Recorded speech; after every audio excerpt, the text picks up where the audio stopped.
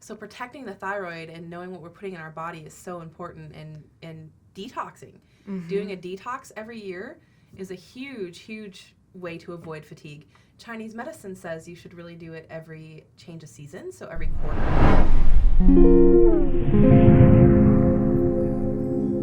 Yeah, I think a lot of adrenal fatigue issues get misdiagnosed as hypothyroidism by the time they get to most Western medicine doctors or most clinics. So the thyroid and the adrenals are inversely proportionate to each other. So if the adrenals are stressed and they're going really high and they're going 90 miles a minute, the thyroid comes in, whoa, we got to slow your metabolism down, bring you back to homeostasis, or you're going to keel over. Wow. You can't live on that. I mean, you hear about stressed out people having a heart attack, right? And high leadership positions or business owners or whatever. And so the thyroid tries to come in and say, okay, let's keep you back to normal right here. But then the thyroid's working so hard that now we see the thyroid has dipped. So now we're seeing this low metabolism, this hypothyroidism, hair falling out, weight gain, all kinds of issues with hypothyroidism. So then you go to your doctor and guess what? I'm tired. Okay, let's run your thyroid. That's usually the go-to, which is not a bad place to start, but it's not where it should stop.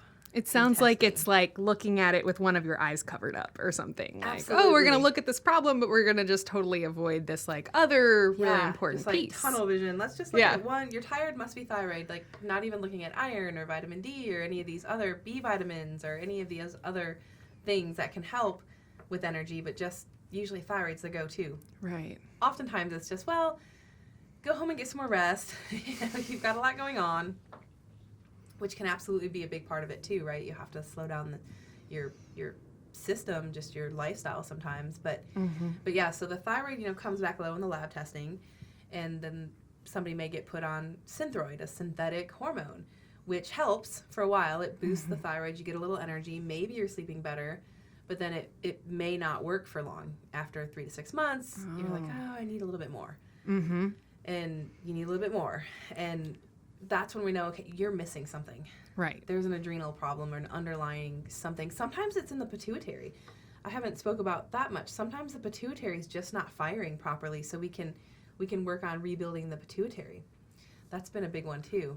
Interesting. Can you talk a little bit more about what goes into that? So the pituitary gland drops the follicle-stimulating hormone in women, the thyroid-stimulating hormone. It stimulates the thyroid to make T3 and T4. And so sometimes if there's a low thyroid, the thyroid didn't just wake up one day and say, I'm going to stop working. I've decided I've worked too hard. I'm not keeping this person upright anymore, right? There's something, and oftentimes it's stress or emotional traumas or something can absolutely affect the pituitary gland or the master gland.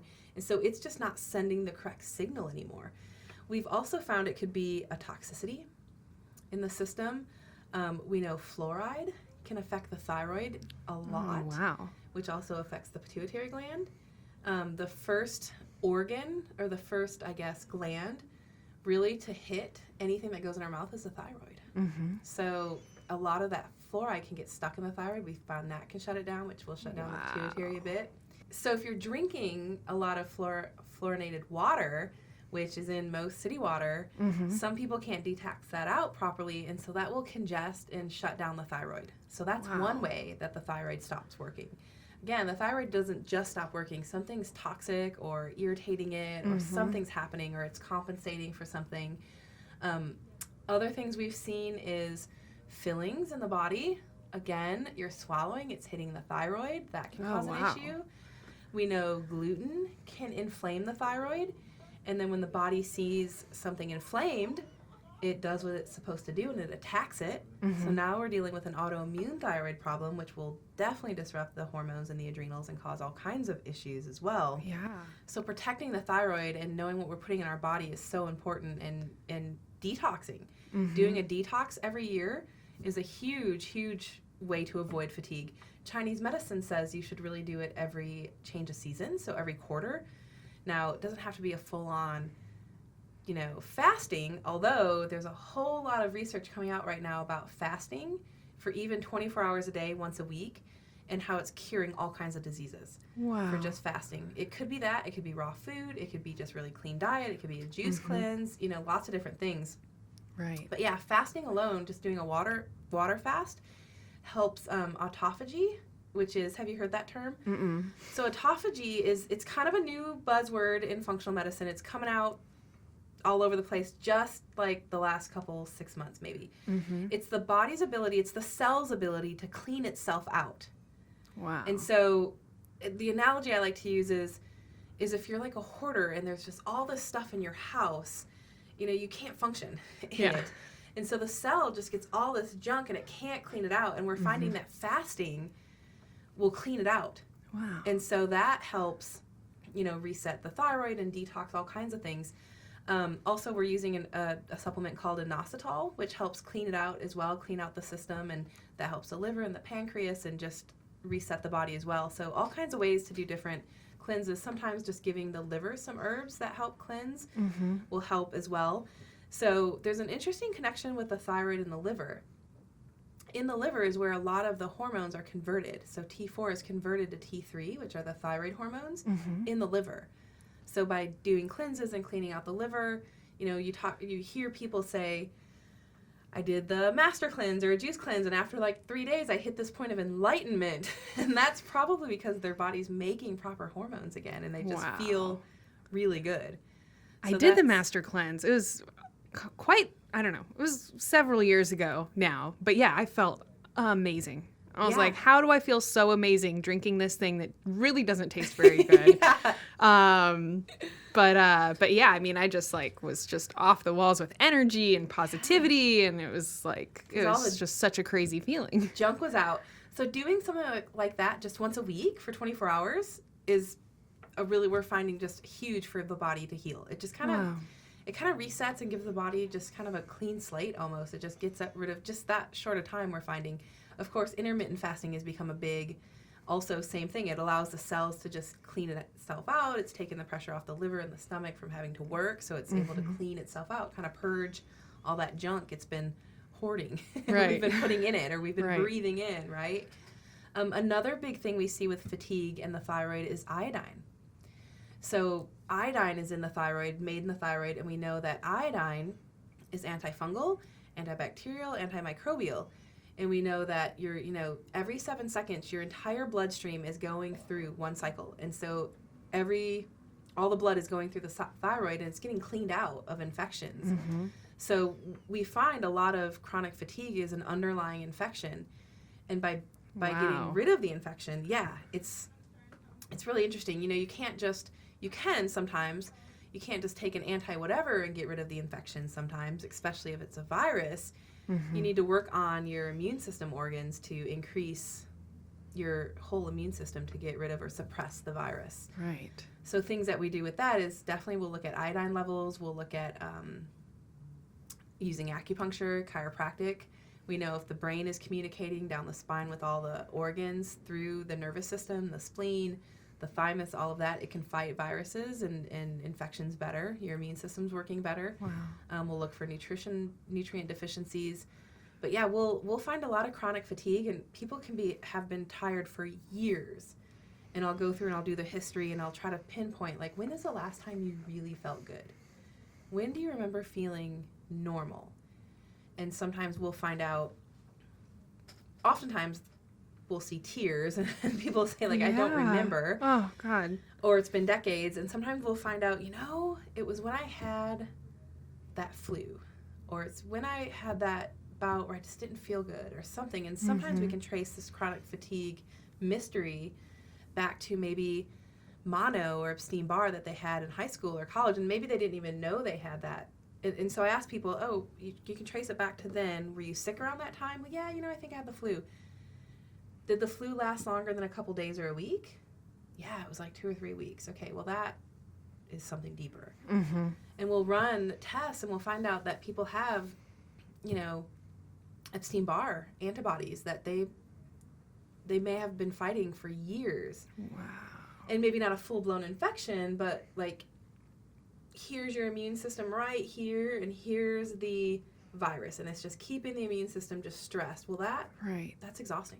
That stresses out all of your reserves of energy, that uses all of your immune system power, it stresses the gut, everything to keep that virus suppressed. And so sometimes it's as simple as, okay, let's pinpoint what's going on, virus-wise or microbe-wise or whatever, and let's work on, Right. suppressing that. Another big chronic fatigue microbe we find is candida or fungus issues. And we've traced that back to, oh yeah, I had cradle cap as a baby. I had thrush. I've had yeast infections for years and years.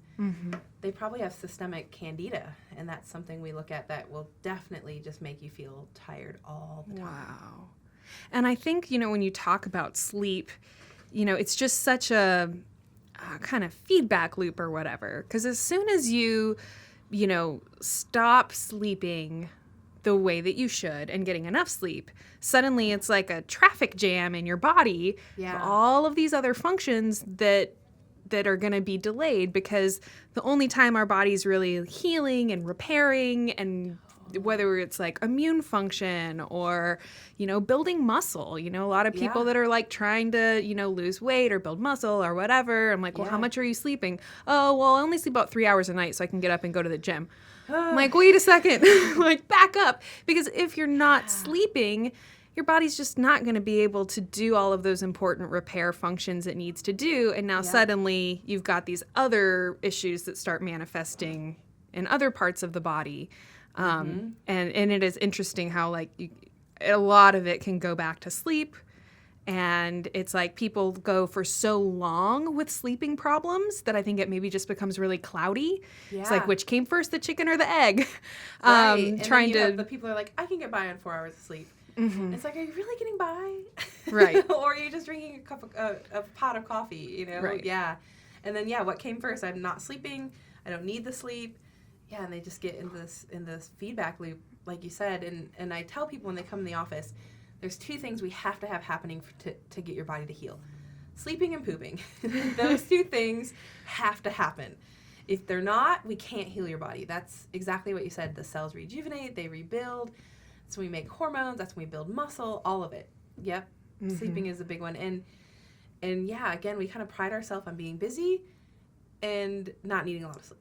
Right. And so we're just to the burning. extent that I see these, videos and stuff where it's like, how to get by on 4 hours of sleep. And you never felt so good waking up at 6 a.m. And, and I try to, just tell people that, bring this, because I get this a lot in my health coaching, and they're like, oh, hey, I watched this video that says I should only sleep 4 hours a night or something. I'm like, well, number one, just because it appears to be working for this one person doesn't mean it's going to work for you.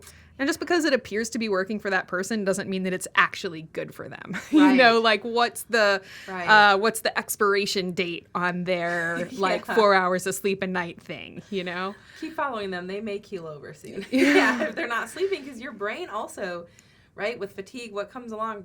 Brain fog. Oh, yeah. Like the brain has to rebuild itself and rejuvenate at night too. You just have to turn it off to function the next day. Yeah. Can you speak a little bit about coffee? Yeah, that's a tough one.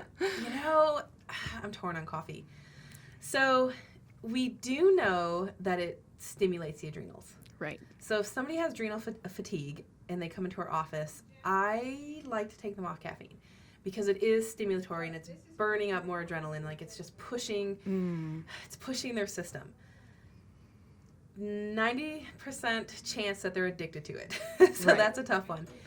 But, if you look at other aspects of coffee, there's antioxidants. And, people who do coffee enemas get amazing benefits for detoxing the liver. So, it's a tough one. I think I'm not an extremist. I think everything in moderation, if it's okay for you at the time. The big craze lately has been like the butter coffee. Right. And I what I like about that is the fat helps it absorb slower throughout the day. So you're not getting this, I had coffee, I had caffeine, woo, and then you tank. Right. So I think that that's actually pretty brilliant, putting either butter or coconut oil or MCT oil in it. I think that that's a really good happy medium. But if somebody's dependent on it, there's a problem. There's a bigger problem. We have to look at it. Right. And people are like, I can't think till I have my coffee. Well, yeah, the caffeine is pushing adrenaline. So then you're stressing your adrenals. Like that's a problem. The other thing with coffee is it is acidic. It's very acidic. And So that's another thing that can cause fatigue, is if your pH balance is very, very acidic in your body versus being alkaline. Things that alkaline us are like greens and, green leafy vegetables and certain fruits, like the food that's real food coming from the vine and the plants, very, very alkalizing. So I have a couple tips on how to alkalize coffee, because as you can imagine, that comes up all the time. Yeah. You want me to give up my coffee Yeah. to heal? And if I have people test their first morning pH, and that's a good indication if you're very, very acidic. We want it somewhere between 6.8 and 7, and it has to be first morning having had been asleep 4 hours. So for some people, that's even hard to do. But having been asleep at least 4 hours, 6 is best. And if it's lower than 6.8, they're too acidic. If it's higher, they're alkaline. So lower, the reason why we don't want somebody acidic, there's a book out there called Alkalize or Die, kind of extreme, but there's a lot of trueness to it. We know that fungus, bacteria, viruses, and parasites don't live well in an alkaline environment. So that if you can keep your inner terrain and your body more alkaline, you're not going to get these microbes that are going to knock your immune system down. You're going to have to fight. That will cause more fatigue. So coffee's acidic. So there's that. So I have some patients mix it with chicory root when they brew it. Cool. Which is pretty neutralizing, so it brings it back to neutral. It's alkalizing, rather, so it brings it back to neutral. And then baking soda. I just have them put a little bit of baking soda in their coffee. And that neutralizes it, so it's not as acidic. Right. So that helps. Interesting. And a couple patients I've been able to get off coffee, and they've done some of these alternatives that are made out of chicory root or dandelion root. One of them is called Dandy Blend that People's Pharmacy carries here in town. That's coffee-like, or I have them mix the two. Right. A lot of them will just start doing decaf, and I'm like, well, for you, maybe it wasn't the caffeine that was the issue. Maybe it wasn't the adrenal gland issue of the caffeine. You're acidic, so that, that's still happening in the caffeine-free. We want to actually alkalize it a little bit. Or, they're doing alkaline foods throughout the day that will help offset that acidity. You can listen to the full episode for free right now on your favorite podcast apps, including Apple Podcasts, Spotify, Google Play, and many more. And you'll be the first to hear our new episodes every Tuesday and Thursday. To see the full video version of this interview, along with hundreds of other life-changing health and wellness videos, sign up for WellnessPlus.tv. Or you can simply become one of our Patreon supporters. We've included all the links you need down in the description below. And remember, if you want to be alerted of our new YouTube videos, you've got to be sure to subscribe and hit that notification bell.